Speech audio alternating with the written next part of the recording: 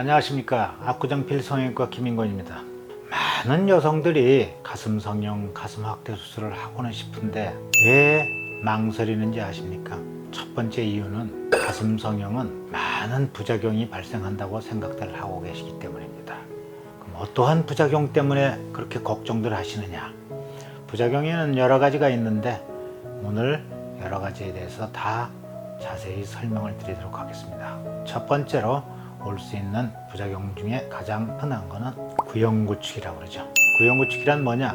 구축이란 말은 굳어서 이렇게 딱딱해진다는, 잘 안 쓰는 어려운 한자 용어예요. 굳어서 이렇게 딱딱해진다. 구형이란 말은 무슨 말이냐? 신형 구형일까요? 아니죠. 여러분들 네모난 가슴 혹시 보신 적 있어요? 두부처럼 세모난 가슴 보신 적 있으세요? 없죠. 가슴은 크고 작고는 있어도 누구 가슴이든지 다 둥근 모양입니다. 그러니까 둥근 상태로 가슴이 이렇게 나무처럼 딱딱해진다는 뜻입니다. 이렇게 한번 만져보시겠습니까? 딱딱해요? 말랑말랑하지요? 구형구축이 온 가슴은요, 이렇게 나무처럼 딱딱해집니다. 가슴이 나무처럼 딱딱해져도 되겠습니까? 안 되겠죠. 그렇다면 그 원인이 어디 있느냐? 우리가 그 원인을 알면 참 좋을 겁니다. 원인을 알면 원인을 피하거나 원인을 제거하면 되지 않겠습니까? 그런데 아쉽게도 구형구축의 원인이 이것이다 라고 딱 하나로 정해진 게 없습니다. 아직까지 확실히 밝혀져 있지 않다고 봐도 돼요. 따라서 구형구축 원인에 대한 학설이 여러 가지가 있는데 그 여러 가지 학설 중에서 첫 번째로 뭐가 있느냐? 구형구축은 보형물하고 내 체질하고 맞지가 않아서 구형구축이 오지 않느냐 하는 학설이 있습니다. 여러분들 구형구축이면 보형물이 딱딱해지는 걸로 알고 계세요? No. 구형구축이 와도요, 보형물은 처음 집어넣을 때나 마찬가지로 말랑말랑한 상태 그대로 있습니다. 그럼 뭐가 딱딱해지느냐? 주위에 있는 내 살이 딱딱해지는 것입니다. 막과 함께. 그럼 주위에 있는 내 살이 왜 딱딱해지느냐? 보형물하고 내 체질하고 맞지가 않으니까 내 살에서 거부 반응 같은 반응이 일어나고 있는 그 상태가 구형구축이에요. 그렇다면 이렇게 딱딱한 가슴하고 살 수 있어요? 보형물을 빼내버려야 되겠죠. 그럼 보형물을 빼내면 어떻게 되겠습니까? 보형물이 딱딱해진 거라면 이거 보형물을 빼내자마자 바로 괜찮아지겠지만 내 살이 딱딱해진다고 했으니 보형물을 빼내버리면 돌은 합작해버린 주제에 또 딱딱하기까지 해서 문제가 하나 더 생겼죠. 그런데 말입니다.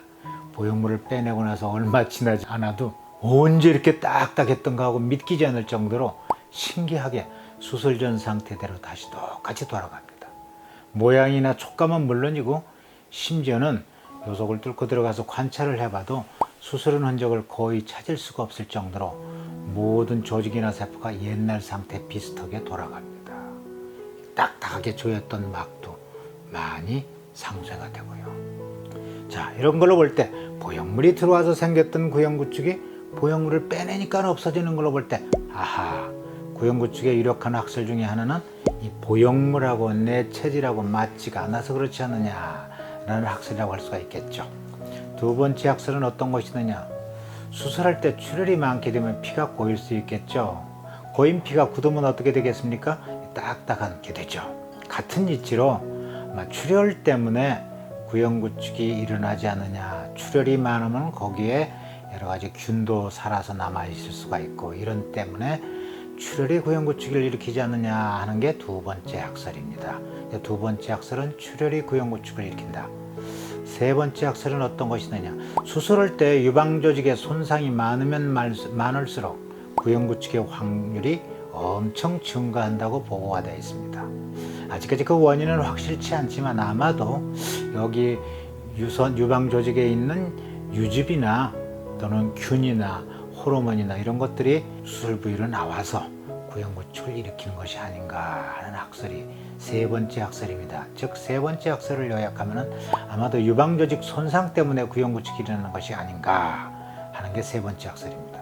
그 외에 네 번째 학설로서는 외부나 내부에서 어떤 균이 침입을 해서 이물 반응이나 염증 반응을 일으키기 때문에 구형구축이 일어나는 것이 아닌가 하는 게 네 번째 학설입니다.